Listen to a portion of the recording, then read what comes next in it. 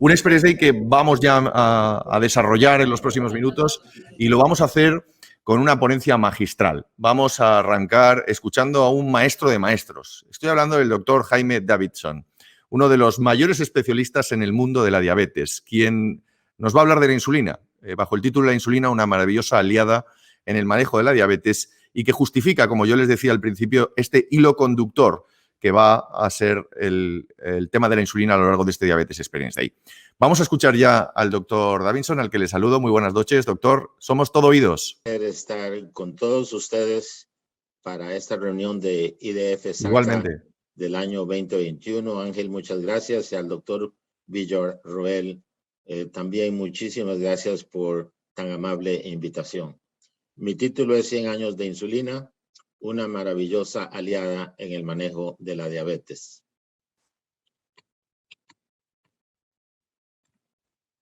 Aquí es donde yo trabajo, es la Universidad de Texas, y para mí realmente es un honor también ser, además de profesor de la Escuela de Texas Southwestern Medical Center, de la Universidad Cayetano Heredia en Lima, Perú, y de la Universidad Iberoamericana en Santo Domingo, República Dominicana. Esta es la agenda para hoy. Voy a hablar un poquito de un pincelazo al descubrimiento de la insulina.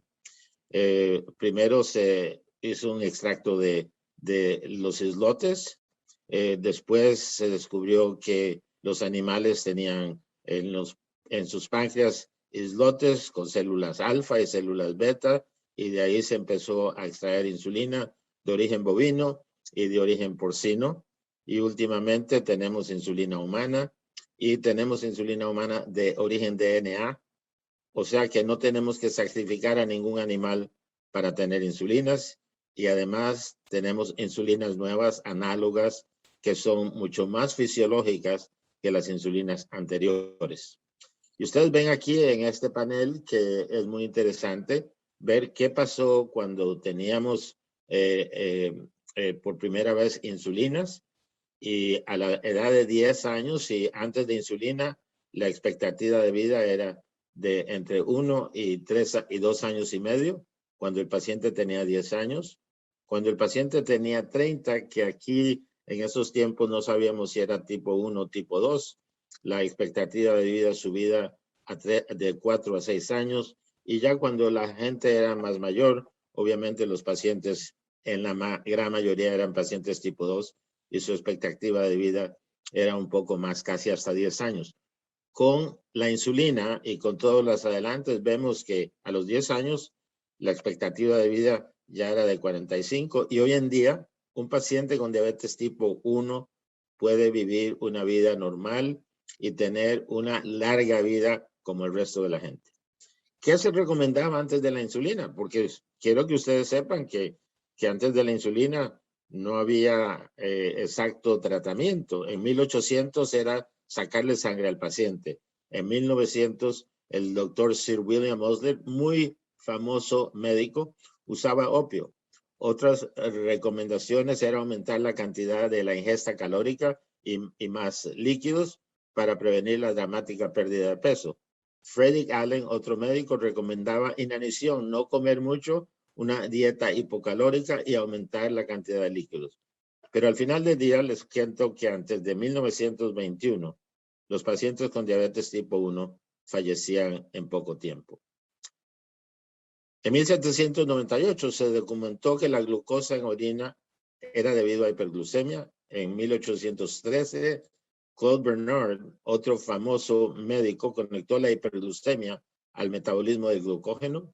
En 1869, Paul Langerhans, estudiante de medicina, descubrió los islotes, y por eso se llaman islotes de Langerhans. Y en 1889, Joseph von Mering y Oscar Minkowski crearon diabetes en perros cuando les quitaban el páncreas.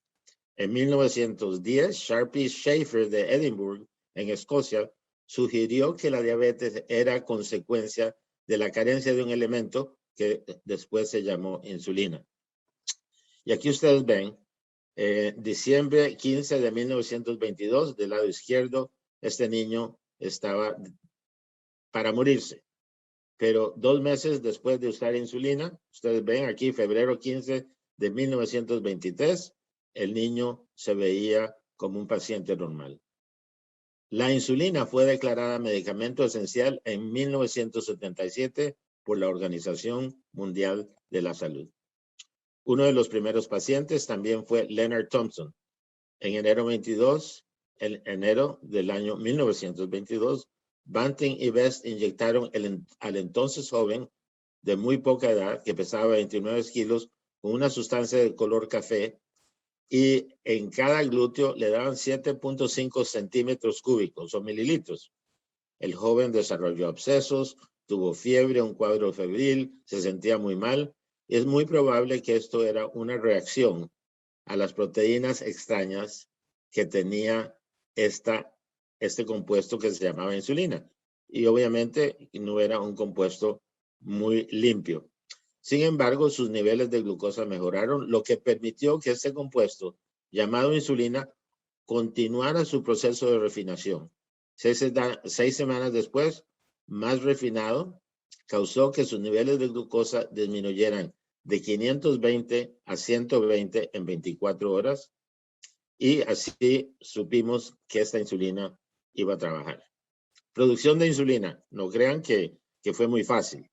La primera producción fue hecha por un laboratorio en la Universidad de Toronto, Conagot. En mayo 30 de 1922, Eli Lilly, una compañía farmacéutica en Indianápolis, Indiana, firmó un contrato y pagó royalías a la Universidad de Toronto para así aumentar su producción. En 1923, Nordics, y en 1925, Novo, desarrollaron sus primeras insulinas. Eran dos compañías totalmente separadas y hoy es una sola. Las primeras botellitas se llamaban U10. ¿Qué quiere decir? Que cada centímetro o mililitro tenían 10 unidades. Y obviamente la gente era insulina de acción rápida. Entonces tenían que inyectarse 3, 4, 5, 6 veces al día, 5 centímetros o 10 centímetros cúbicos dentro de la piel, que no era muy fácil, ¿ok? No era nada fácil. Pero ¿por qué hacían? Porque salvaban la vida. Nadie se quejaba de tener abscesos, de tener irritaciones, porque vivían. Y aquí del lado izquierdo les puedo decir cómo empezaron. Esto es un páncreas de vaca, del lado izquierdo. Y tenían que separarlos y limpiarlos de todo lo demás para hacer insulina. Y aquí ustedes ven insulinas viejas de 1920 y tantos y las nuevas insulinas del lado derecho que siguen en evolución. En el inicio, muchos de estos pacientes fallecieron por hipoglicemia, porque se les daba tanta insulina, porque no les bajaba, les seguían dando más. Y después esa insulina, que después les enseño cómo se comporta la insulina rápida, se acumulaba y causaba hipoglicemia y no salían. Entonces, hipoglicemia era una causa de muerte, y además sabemos que la insulina, que se refería entonces como la cura de la diabetes, realmente no es la cura de la diabetes, es un tratamiento. Tampoco al principio se conocían que la diabetes causaba complicaciones, especialmente complicaciones microvasculares como retinopatía y ceguera, y complicaciones cardiovasculares. ¿Por qué? Porque la gente no vivía suficiente para desarrollarlas. Pero ya en 1940, en los 40, 20 años después, se empezaron a describir varias de estas complicaciones. Empezó a quedar claro que la insulina era un tratamiento muy importante porque salvaba vidas, pero no la respuesta final, y definitivamente no es la cura. ¿Cómo evolucionaron las insulinas? De U10 a U20, de U40 a U80. Entonces se retiraron U10 y U20, quedaron U40 y U80. Ya eso me tocó a mí cuando yo era interno y residente. Y había muchos problemas porque las jeringas tenían de un lado U40 y del otro U80, y los pacientes, a veces no viendo bien, se equivocaban qué lado estaban dando y se ponían o más insulina o menos insulina. Entonces tenían hiperglucemias o hipoglucemias. Finalmente, en 1973, después de muchas batallas, se introdujo U100 y poco a poco se eliminaron U40 y U80. Y la evolución del origen. Bueno, al principio la insulina era toda bovina, ¿ok? Y después bovina porcina, porque los páncreas de los puercos, de los cerdos, es más pequeño y no tenía suficiente producción, pero poco a poco empezamos a entender que la insulina porcina es más similar a la nuestra, causaba menos anticuerpos y menos reacciones alérgicas a la bovina. Entonces se empezó a aumentar la cantidad de producción de insulina porcina. Además, los procesos de purificación continuaron y las insulinas fueron más aceptables, menos alergias locales, menos formación de anticuerpos, hasta que llegamos a las insulinas análogas que realmente nos fortificaron en muchas áreas para hacer un mejor tratamiento a nuestros pacientes. Entonces, un paciente con diabetes tipo 1, ¿qué hacemos con ellos? Desde el día número 1 que los diagnosticamos, hay que darles insulina. Y es mejor tratarlos intensivamente desde el día número 1 porque tienen una memoria metabólica. Los pacientes pueden estar muy bien preparados en qué es la diabetes y hay que hacerlo, pero si no están, es nuestra obligación ponerlos al día y prepararlos lo mejor posible. Los resultados del DCCT, Diabetes Control and Complication Trial, y la extensión que se llamaba EDIC, nos enseñaron que hay una gran ventaja de tratamiento intensivo del día número 1. Muchos mejores desenlaces a largo plazo en pacientes tratados desde el día que se les hace el diagnóstico. Tienen menos episodios hipoglicémicos en el futuro, la función del páncreas, de las células betas mejora, y hay una memoria metabólica que nos protege de complicaciones micro y macrovasculares. Diabetes tipo 2, insulinoterapia, ¿cuándo? Durante el embarazo y aún mejor, antes de concebir. Pacientes con diabetes tipo 2 que desarrollan alergia o intolerancia a los agentes orales o que realmente la enfermedad continúa y ya requieren insulina. Si hay contraindicaciones a los agentes orales y como les dije, si escapan de las metas, pero yo les voy a decir que en diabetes tipo 2 hay algunos agentes orales que es mejor mantenerlos aun cuando el paciente está en insulina. Y ustedes pueden ver aquí muy fácilmente que esto es lo que pasa con la glucosa.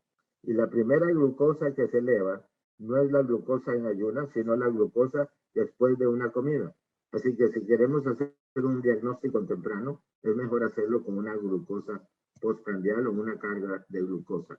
Y ustedes ven aquí como las células betas empiezan a fallar. Aquí son hiperinsulinemios y tienen insulinoresistencia, pero conforme pasa el tiempo, los niveles de insulina disminuyen y el paciente va a requerir más terapias, de 1 a 2, aunque yo les digo, en pacientes con diabetes tipo 2, yo prefiero empezarlos con más de un fármaco, con diversas acciones y que no causen hipoglicemia ni ganancia de peso. ¿Cuáles son las preparaciones de insulinas tradicionales que todavía usamos en muchos países del mundo? ¿Ok? Acción corta es regular, se llama soluble. Ya no usamos animal, toda es humana de origen DNA. Acción intermedia es NPH o isofana. La lenta, que ya no la tenemos, que era una insulina en suspensión de zinc, a lo mejor en algunos países existen. Y de acción prolongada, ultralenta, ¿ok? Que es una insulina en suspensión de zinc con más zinc. Y también tenemos insulinas mezcladas, 70-30 y 75-25, que tiene una acción corta y una acción basal. ¿Qué pedimos a una insulina?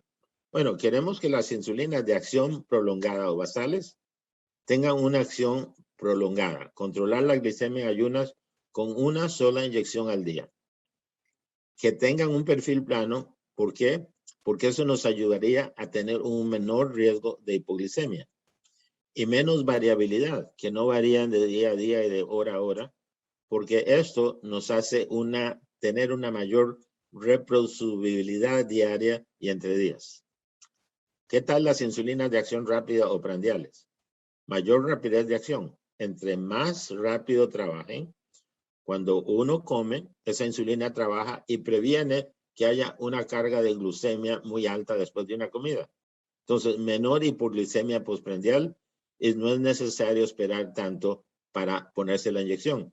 Y además, con menos variabilidad, menor hipoglicemia tardía.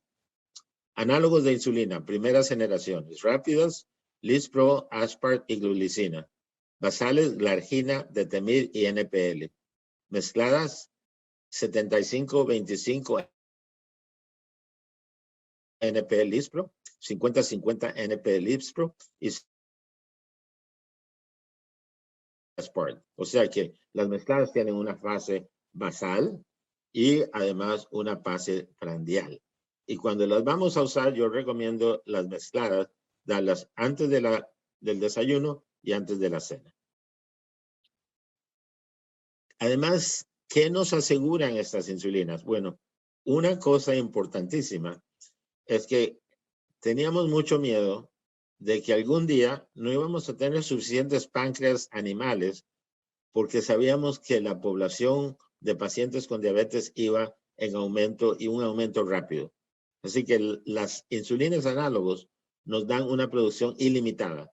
También creíamos que como tienen la capacidad de darnos una producción ilimitada, que el costo de la insulina para los pacientes iba a ser bajo.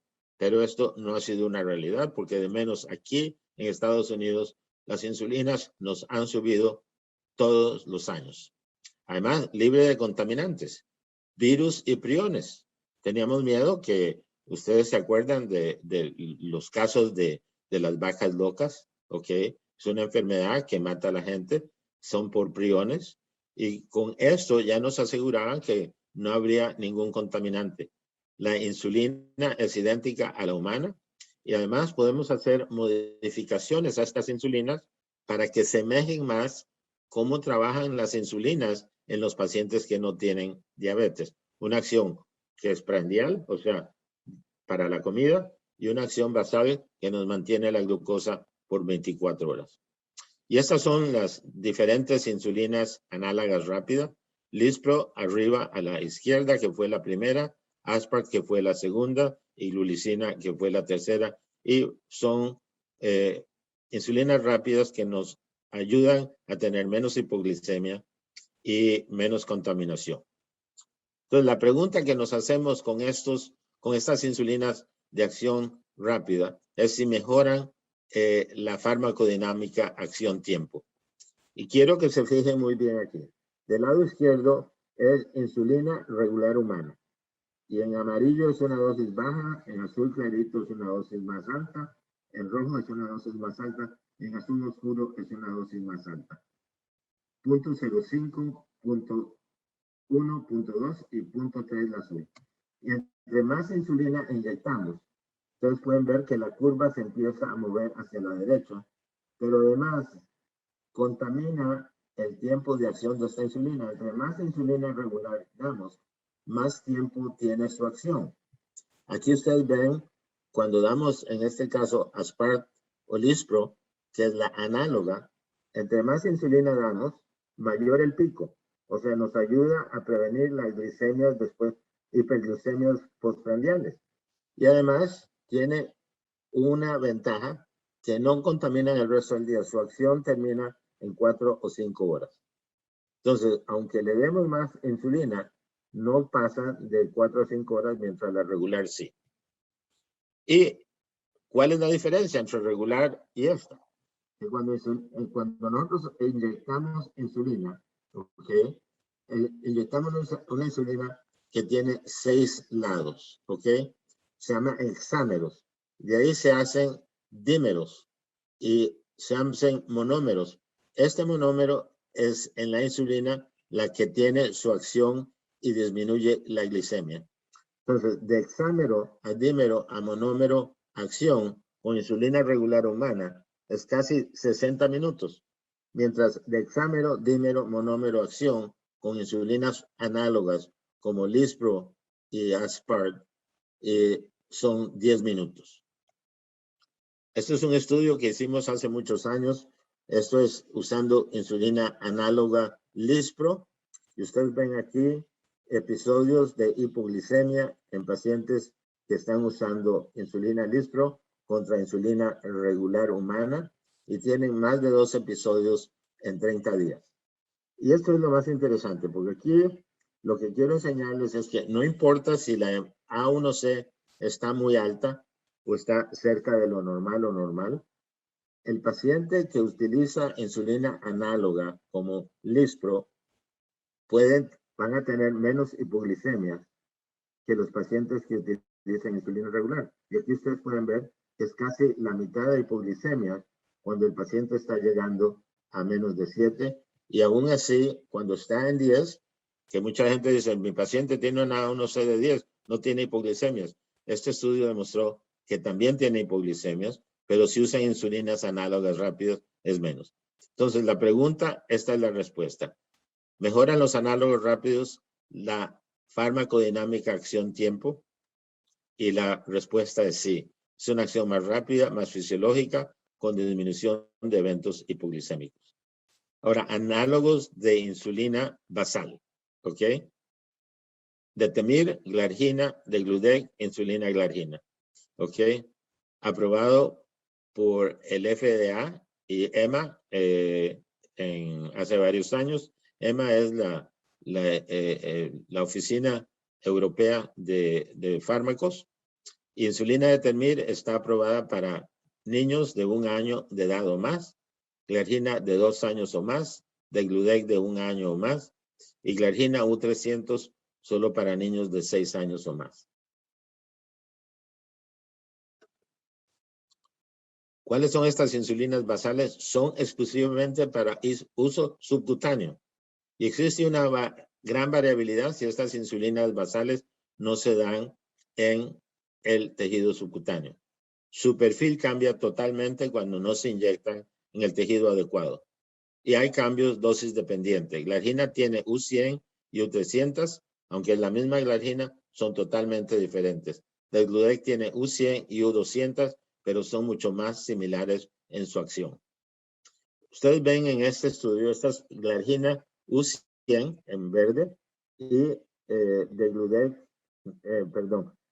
en gris es glargina U100 y en verde aquí es insulina degludec. Y ustedes ven que es 4 veces menos variable la insulina degludec que la glargina U100. Y también sabemos que la glargina U300 es menos variable que la U100.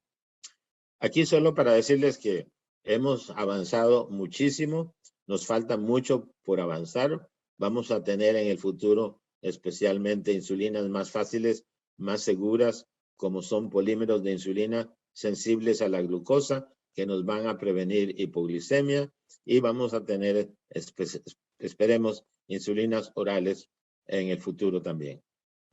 Vamos a hablar un poquito de alergias, porque aunque ya no se ven, quiero que vean que todavía vemos algunas, muy pocas, pero las alergias eran más comunes cuando las insulinas eran de origen animal. Más alergias con insulinas de origen bovino que porcino. Entonces, la insulina en viales debe usarse en 30 días. Pierde poco a poco su efectividad, especialmente cuando se expone a temperaturas calientes. Otra razón para deshacerse de ella en 30 días. Si es en plumilla, puede dejar la plumilla en un lugar seguro, fresco, ¿ok? Es solo los viales y plumillas que están en uso. Las que no están en uso, por favor, mantenerlas en el refrigerador, pero nunca en el congelador. No dejen que les den agujillas de más de 5 milímetros de largo.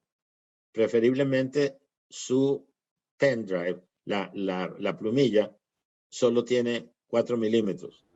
Trate de inyectarse la insulina basal a la misma hora todos los días y de preferencia en el abdomen. La insulina regular humana es más efectiva aplicándosela 60 minutos antes de las comidas. Las análogas rápidas y ultrarrápidas de 15 o quizás aún menos 10 minutos antes de la comida. Muchísimas gracias y que tengan un muy buen día. Muchísimas gracias, doctor Davidson. Ha sido un placer tenerle en directo en este Diabetes Experience Day especial Insulina y escuchar sus magistrales explicaciones. Por cierto, que estamos recibiendo un montón de comentarios. Quiero que visualicemos algunos de ellos. Estamos emitiendo en directo a través de la plataforma de Facebook de IDF Región SACA, también de Diabetes Experience Day, de Canal Diabetes y en los canales de YouTube de ambos. Y vamos recibiendo, pues, por ejemplo, desde Buenos Aires, desde Colombia, todos son gestos de cariño y saludas que queremos plasmar en los próximos segundos para que tengáis todos muy claro que estamos escuchándoos y que, bueno, este puede ser un canal muy interesante para poder participar, sobre todo a partir de ahora, en los siguientes contenidos, cuando aterricemos en las mesas de debate y haya preguntas que igual pueden trasladarle a nuestros participantes.